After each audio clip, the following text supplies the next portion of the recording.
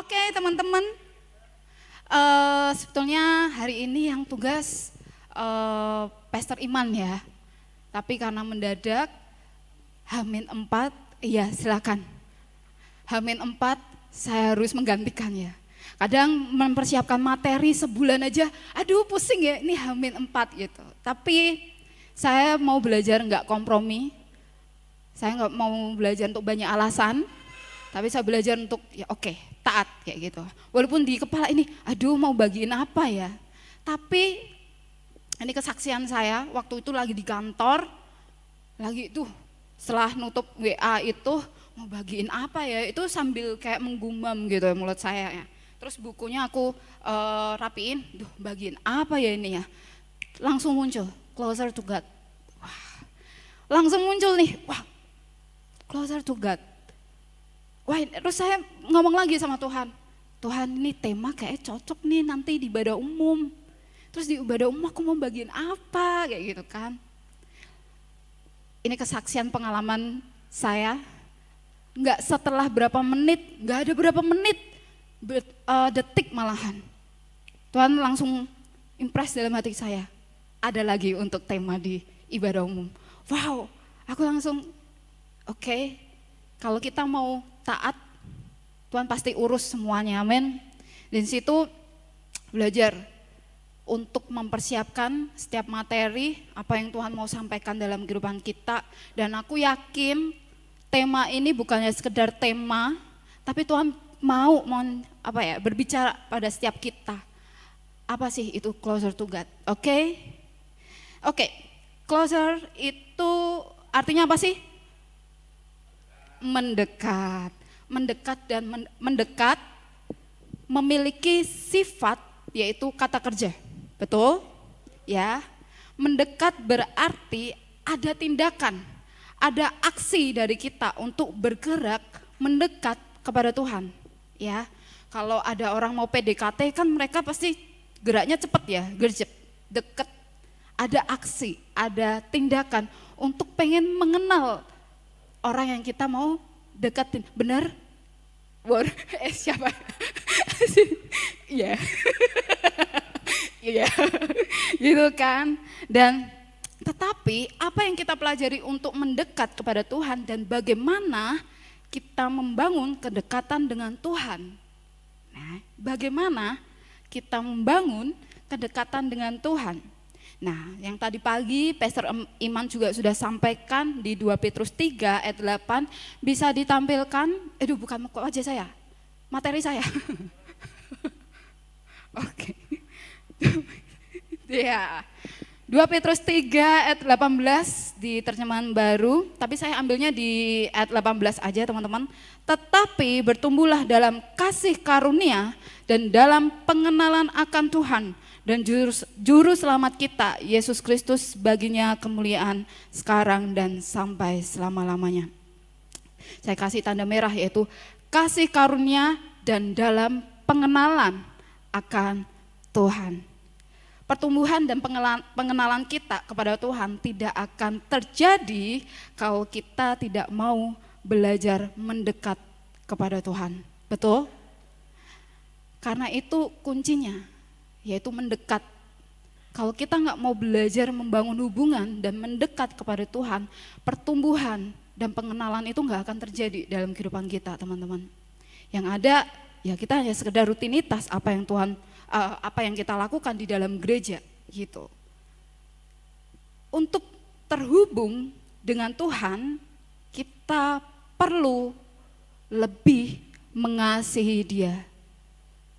Ini penting banget teman-teman. Untuk terhubung dengan Tuhan, kita perlu lebih mengasihi Dia. Belajar lebih banyak tentang Dia dan lebih hidup seperti yang Dia inginkan. Kita mungkin telah mendengarkan banyak khotbah, ibadah minggu, di YouTube, di Youth gitu kan. Dan meskipun kita mungkin tidak mengingat khotbah yang kita dengar ya sepanjang hari itu gitu, tapi pasti saya yakin kita telah mengumpulkan beberapa informasi yang kita terima saat kita mendengarkan khotbah itu, gitu.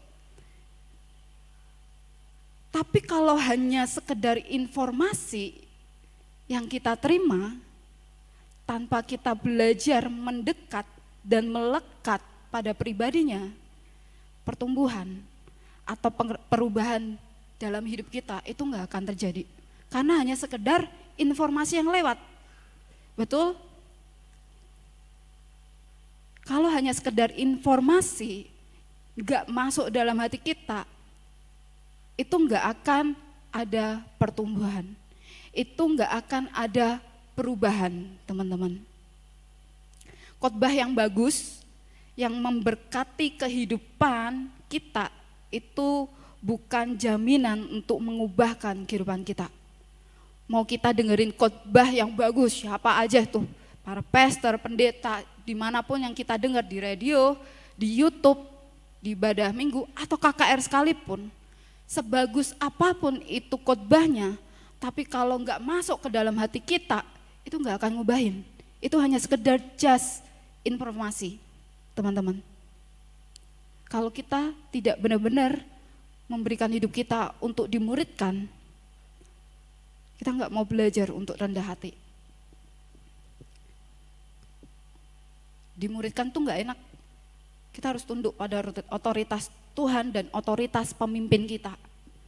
Dan itu sulit banget kalau kita nggak mau sangkal diri kita, pikul salib Tuhan gitu. Dietrich Bonhoeffer, saya suka sekali dengan buku-bukunya. Ada salah satu quote yang sangat memberkati, yaitu, yuk baca bareng-bareng teman-teman. 1, 2, 3. 1 langkah ketaatan lebih berharga dari mendengarkan khotbah. Amin. Selasa sharing ya.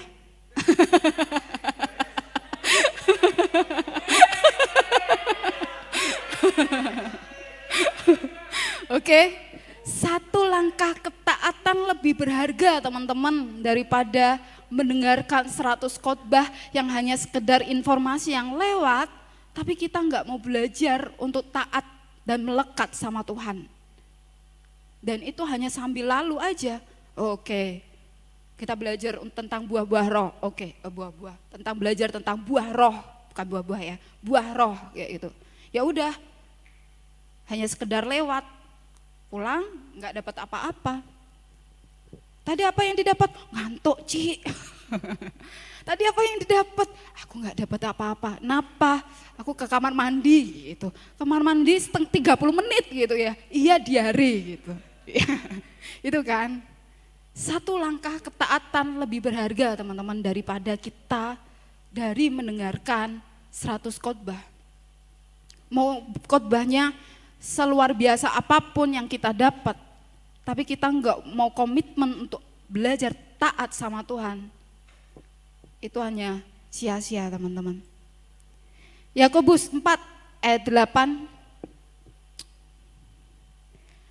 Yakobus 4 ayat 8 dibilangkan, mendekatlah kepada Allah dan Ia akan mendekat kepadamu. Tahirkanlah tanganmu, hai kamu orang-orang berdosa, dan sucikanlah hatimu, hai kamu yang mendua hati. Tapi saya suka yang di bahasa Indonesia masa kini, yaitu dekatilah Allah dan Allah pun akan mendekati kalian. Kalau di terjemahannya The Passion Translation, yaitu dekatkanlah hati kita kepada Tuhan. Ini yang The Passion Translation ya.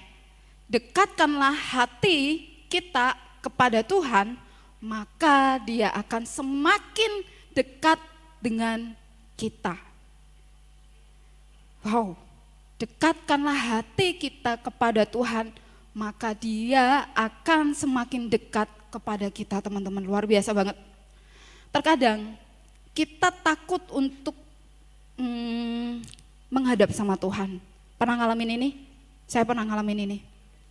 Pernah banget kan ngalamin ini, takut untuk datang sama Tuhan karena ada perasaan-perasaan yang muncul dari hati kita, pasti yaitu perasaan bersalah, perasaan karena melakukan dosa, bohong dan lain sebagainya gitu. Merasa takut untuk menghadap Tuhan yang kudus kayak gitu.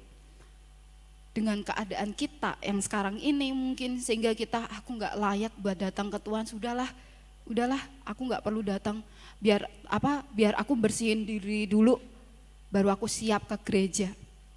Bener bisa bersihin diri kita sendiri? Nggak bisa. Yang cuma bisa bersihin diri kita ya cuman Tuhan. Makanya Tuhan bilang datanglah kepadaku supaya aku bisa memberikan hati yang baru. Seringkali kita berpikir kalau nanti sudah bisa hidup kudus, wah jangan hidup kudus guys, baru kita akan mendekat dengan Tuhan. Mau sampai kapan kita berpikir nanti deh kalau aku sudah hidup kudus. Pernah nggak kita berpikir kayak gini? Saya pernah gitu, saya pernah hidup di dalamnya. Ya kalau kita baca di perjanjian lama itu zaman dulu memang tidak semua orang bisa masuk ke tempat kudus. Hanya imam besar ya, yang telah ditunjuk saja yang boleh masuk ke tempat kudus untuk menghadap Tuhan gitu.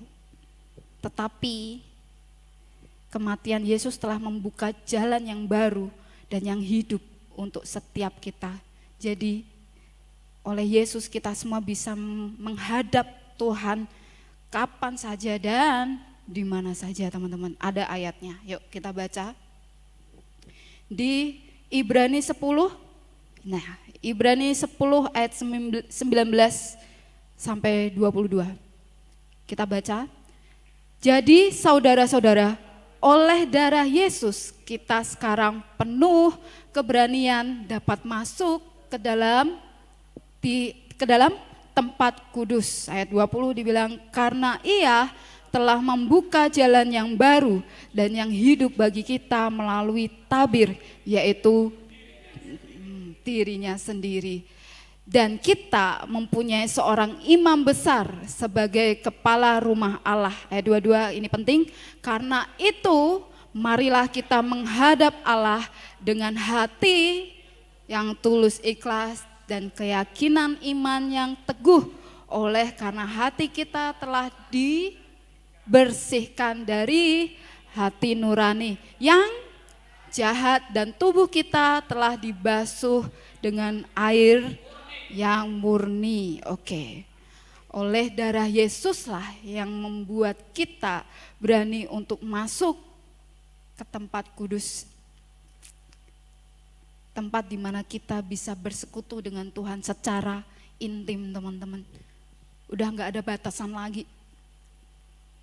Tapi kita harus menyembah Tuhan dalam roh dan kebenaran. Gak ada batasan. Tapi bagaimana Tuhan menunggu kita untuk kita datang ke Dia gitu. Kita sudah dibersihkan dan dikuduskan oleh darah Yesus. Amin. Amin. Kita sudah dibebaskan. Kita sudah dimerdekakan seperti bulan kemarin kita sudah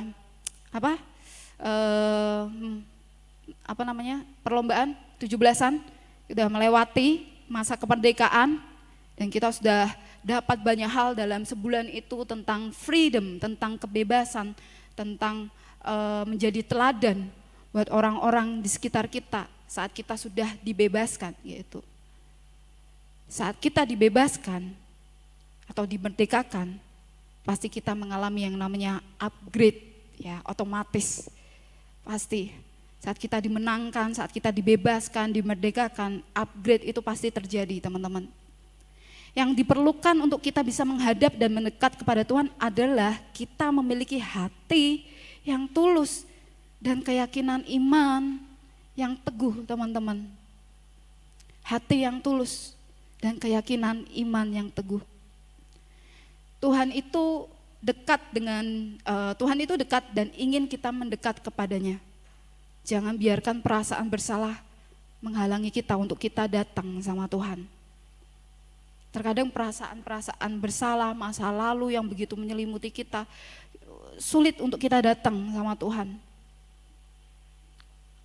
Karena itu begitu merintangi hidup kita, sehingga kita sulit untuk menyerahkan, berserah sama Tuhan.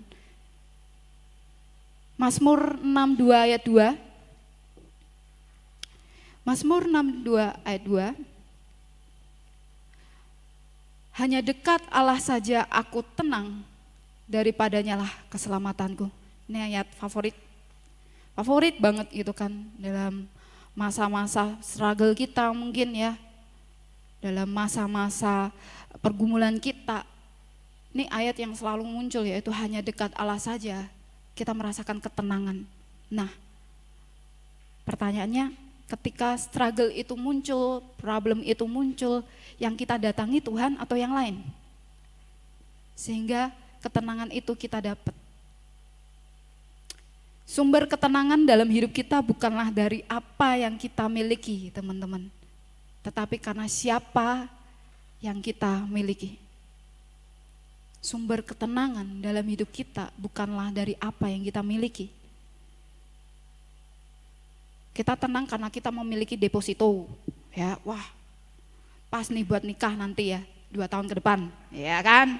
Iya, aduh, terus ketenangan kita dapat karena apalagi selain deposito. Oh, di ATM pokoknya nggak ada rekening nol ya. Tenang ya, pokoknya dalam sebulan tuh mau apa bisa beli gitu ya, cukup buat beli mobil, cukup buat beli apa gitu ya. Gitu kan, itu ketenangan gitu. Itu yang kadang manusia yang pengen selalu kita dapetin gitu ya, tenang karena apa yang kita sudah miliki. Tapi Tuhan bilang sumber ketenangan dalam hidup kita bukanlah dari apa yang kita miliki sebetulnya, tetapi karena siapa yang kita miliki sekarang ini.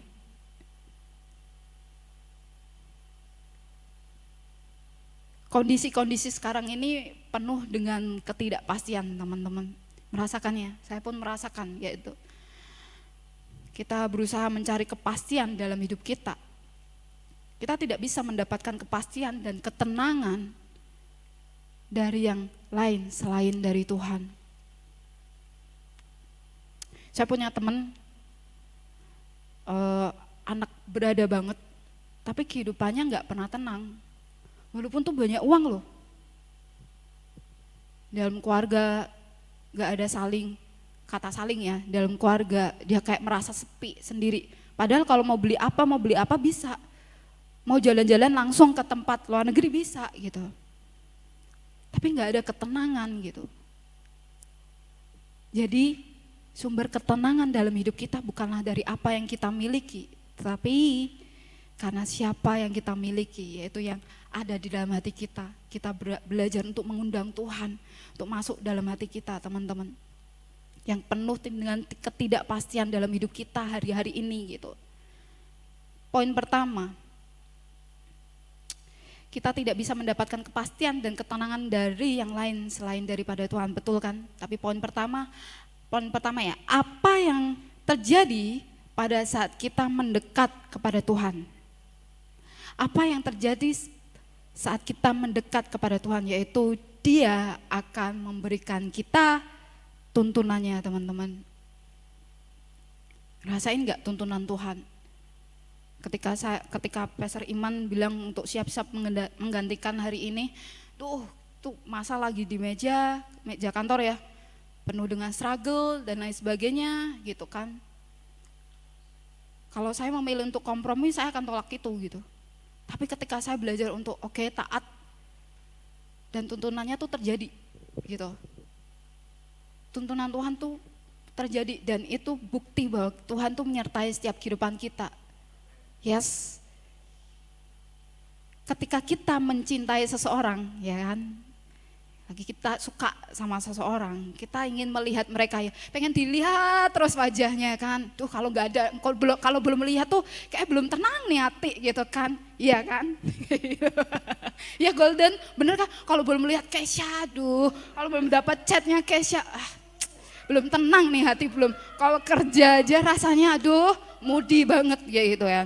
Tapi kalau sudah di call, wah akhirnya kerja semangat ya. Ketika kita mencintai seseorang, kita ingin melihat mereka pastinya kan.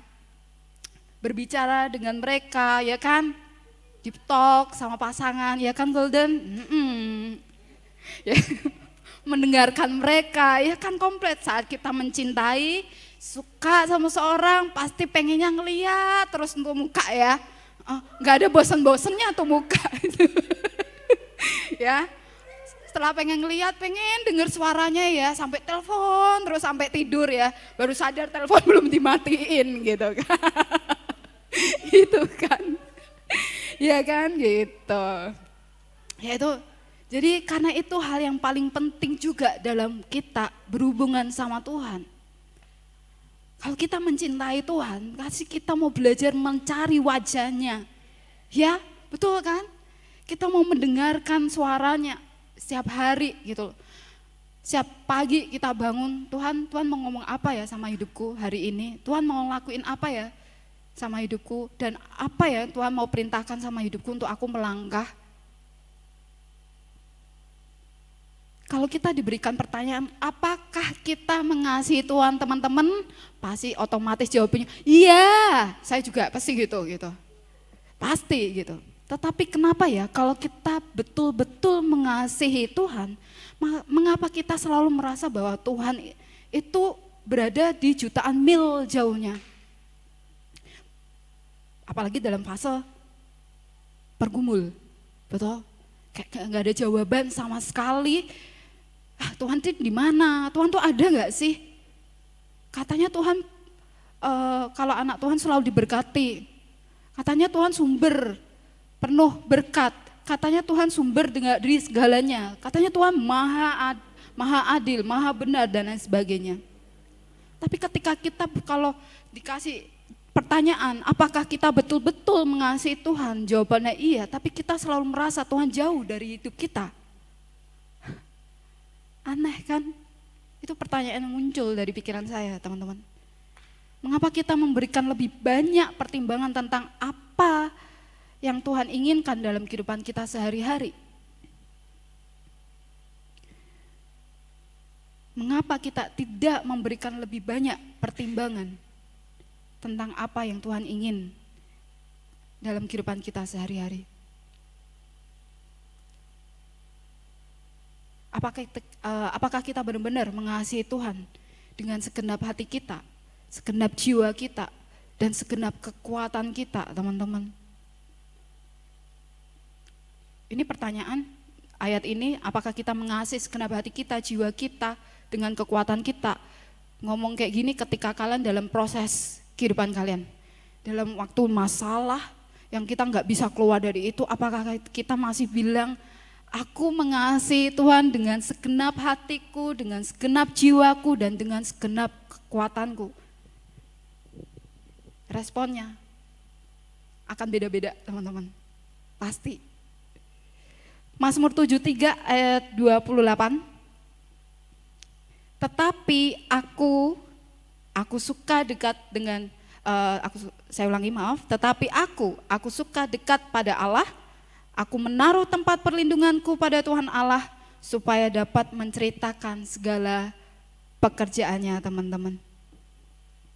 Kalau kita tertanam dekat sama sumber kehidupan, musim boleh kering, tapi kita tidak mengalami kekeringan, kita nggak mengalami krisis. Aduh, ini kalimat yang bagus tapi sulit dipraktekkan. Yes, kalau kita mau hidup seperti ini, kuncinya kita harus dekat sama yang memiliki hidup kita. Tapi belajar untuk berserah itu sulit, teman-teman. Tapi kalau kita mau belajar, kalau kita percaya bahwa Tuhan adalah sumber dari segalanya, kita akan merasa aman untuk menyerahkan hidup kita. Dia nggak janji bahwa langit selalu biru.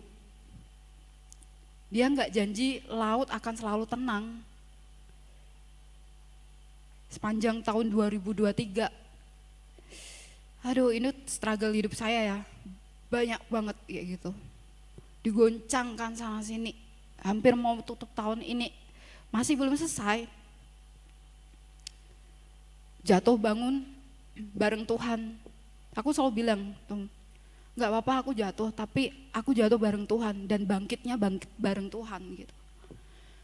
Struggle yang luar biasa, tetapi dia Immanuel, itu yang saya rasakan. Dia Immanuel, dia beserta kita dan dia tidak pernah meninggalkan kita, itu kebenarannya teman-teman. Walaupun dia belum jawab apa yang kita harapkan, tapi dia memberikan penyertaannya, itu kebenarannya. Dia gak pernah ninggalin kita, dia senantiasa ada bersama dengan kita. Kita bisa melihat keindahan di tengah-tengah kesulitan. Kita bisa melihat tuntunan di tengah-tengah tantangan. Itulah Tuhan kita teman-teman. Yes. Kita bisa melihat keindahan di tengah kesulitan hidup kita. Entah itu di pekerjaan kita, di rumah kita, di diri kita, di kampus mungkin, di sekolah. Kita bisa melihat tuntunan di tengah-tengah tantangan, yaitu Tuhan kita. Dahsyat ya guys. Kita semua punya struggle masing-masing, problem masing-masing. Yang kadang berat banget buat dijalanin teman-teman. Tapi struggle akan membuat kita kuat dan bahkan semakin kuat gitu. Manusia didesain untuk survive, betul ya? Didesain untuk benar-benar bangkit, survive. Jadi belajar untuk kita saat kita kehilangan arah dalam kehidupan kita, yuk kita belajar untuk datang ke Tuhan terlebih dahulu. Karena Dia yang tahu isi hati kita, tahu apa yang kita pikirkan, tahu apa yang kita rasakan. Poin yang kedua, setelah tadi yang poin pertama itu dibilang apa yang terjadi pada saat kita mendekat kepada Tuhan, lalu poin kedua pertanyaannya adalah lalu apa yang kita bisa lakukan untuk membangun kedekatan dengan Tuhan. Ya, poin kedua yaitu kedekatan harus dibangun dengan sengaja teman-teman. Kalau kita membangun kedekatan dengan Tuhan, kita harus membangun kedekatan itu dengan sengaja. Nggak bisa kalau dari kita nggak ada upaya untuk datang ke Tuhan, nggak bisa. Kita harus dengan sengaja untuk datang ke Tuhan, membangun hubungan itu sama Tuhan gitu. Bukan hanya karena rajin ke gereja, rajin pelayanan, kemudian otomatis kita langsung dekat sama Tuhan, enggak gitu loh. Kamu mau pelayanan dari Senin sampai Minggu di gereja, itu enggak menjadi otomatis kita pelayanan otomatis dekat sama Tuhan, enggak. Mau kita melayani di gereja atau di luar gereja, tapi kalau hanya sekedar jadwal, rutinitas, itu enggak akan menjadi otomatis kita mengenal pribadinya Tuhan. Karena kedekatan itu harus dibangun secara intensif dan dengan sengaja teman-teman. Tadi Yakobus pasal 4 ayat 8 yang kita baca tadi, mendekatlah kepada Allah dan Ia akan mendekat kepadamu. Kita bisa lihat ayat ini berkata bahwa betul kita perlu mengambil keputusan, inisiatif untuk mau mendekat kepada Allah lebih dulu. Ya, mendekatlah kepada Allah dan Ia akan mendekat kepadamu. Ini berbicara tentang inisiatifnya kita, tindakannya kita. Tetapi sebenarnya ayat ini itu realitanya kalau teman-teman membaca ya, bukan seperti seolah-olah Tuhan kayak jual mahal gitu. Kamu datang dulu, baru aku datang ke kamu. Enggak. Kamu maju dulu, kalau kamu enggak maju, aku enggak akan maju gitu. Cewek kan biasanya gitu kan. Kamu suka aku, ya kamu datanglah ke aku. Ngapain aku datang ke kamu gitu kan. Ya kan Kak Budi, gitu. Pengalaman gitu kan. Jadi realitanya bukan Tuhan sok jual mahal, enggak gitu. Sebenarnya enggak seperti itu realitanya teman-teman. Karena kebenarannya Tuhan itu enggak pernah jauh daripada hidup kita. Dia itu ada bersama dengan kita teman-teman. Alasannya mengapa Tuhan berkata mendekatlah kepadaku. Itu karena kita yang berusaha menjauh. oleh karena rasa malu, rasa bersalah dalam kehidupan kita. Membuat kita kemudian menjauh, mengambil keputusan menjauh daripada Tuhan. Dan itu dibuktikan oleh pengalaman pertama manusia jatuh dalam dosa. Siapa? Masih ada di sini? Pengalaman pertama manusia jatuh dalam dosa. Siapa? Hah? Oh, pinter. Hawa dan Adam. Adam dan Hawa, betul. Adam dan Hawa langsung bersembunyi, teman-teman. Sehingga pada waktu Tuhan mendatangi mereka langsung sembunyi, kayak gitu. Cerita ini menarik loh kalau kalian baca firman-Nya. Tuhan sudah tahu di mana mereka berada pada saat itu gitu. Tapi Tuhan berkata, "Di manakah engkau?" gitu. Bukan seolah-olah Tuhan nggak tahu posisinya Adam dan Hawa, dia tahu. Itu bukan pura-pura lupa. Tuhan memberi kesempatan bagi mereka untuk membuka diri dan keluar dari persembunyian mereka. Membuka diri dari persembunyiannya mereka. Untuk mengakui keberadaan mereka sama dengan kita. Tuhan pengen kita datang untuk supaya kita membuka diri kita dan mengakui keberadaan kita. Apakah kita masih di jalannya Tuhan atau kita sudah di luar Tuhan tanpa kita sadari. Keren ayat ini, teman-teman. Jadi kedekatan itu harus dibangun dengan intensif. Gak bisa tiba-tiba kita dekat dengan Tuhan, hanya kita dekat dengan gereja atau dengan gembala atau pastor atau siapapun itu, atau dekat dengan pelayanan. Kita bisa dekat sama Tuhan karena kita belajar mendekatkan diri kita kepada Tuhan dengan sengaja. Mendekatkan diri kepada Tuhan dengan kesengajaan kita. Poin ketiga, teman-teman. Setelah tadi poin kedua, tadi apa?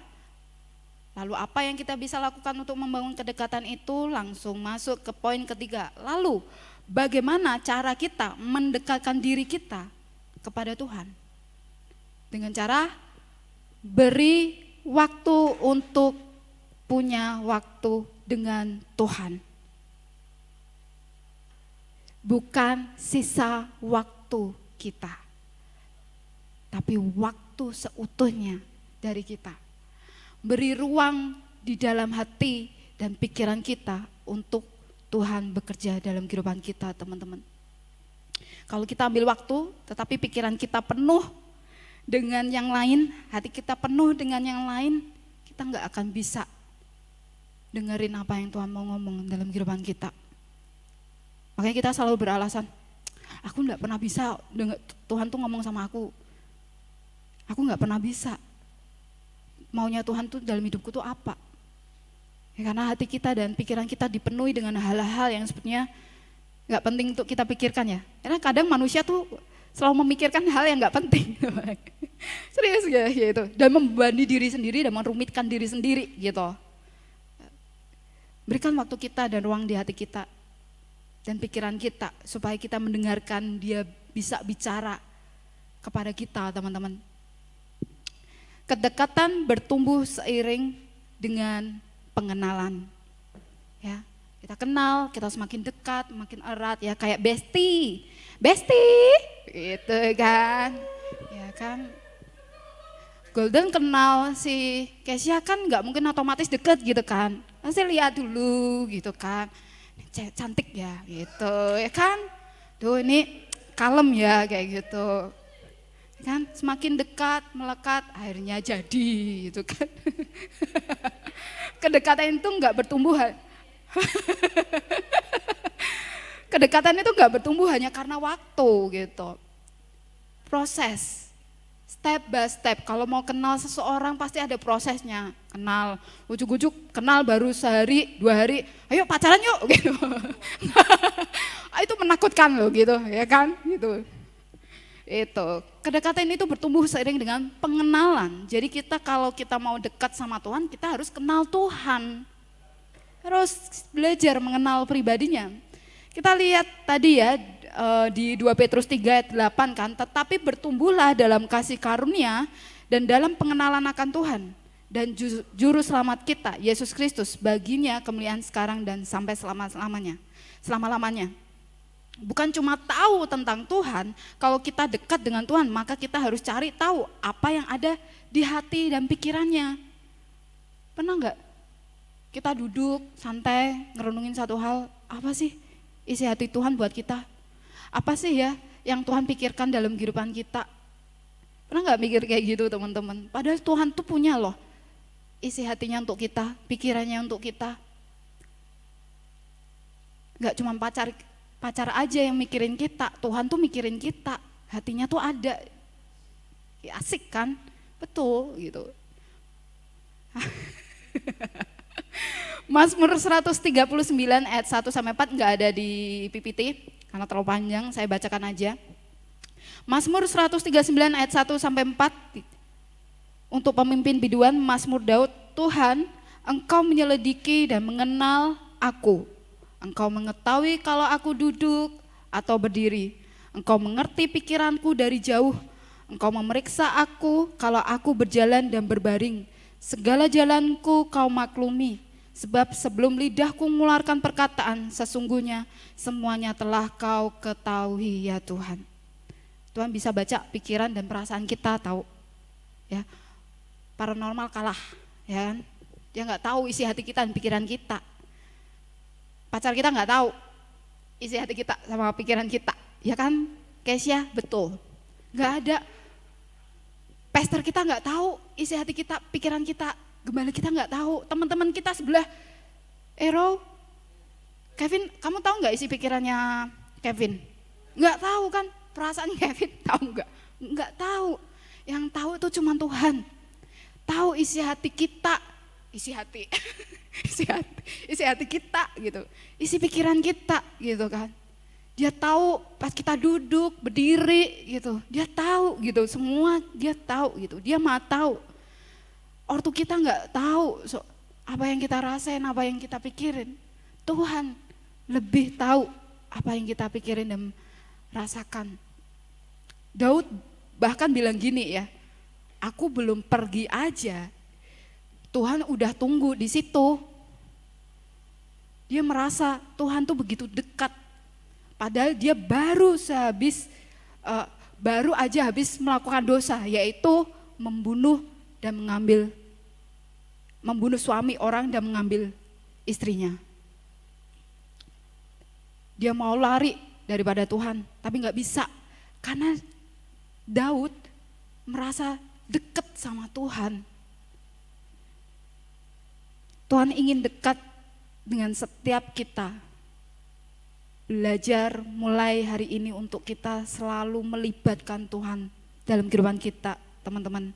Dalam apapun area hidup kita, dalam musim hidup kita gitu.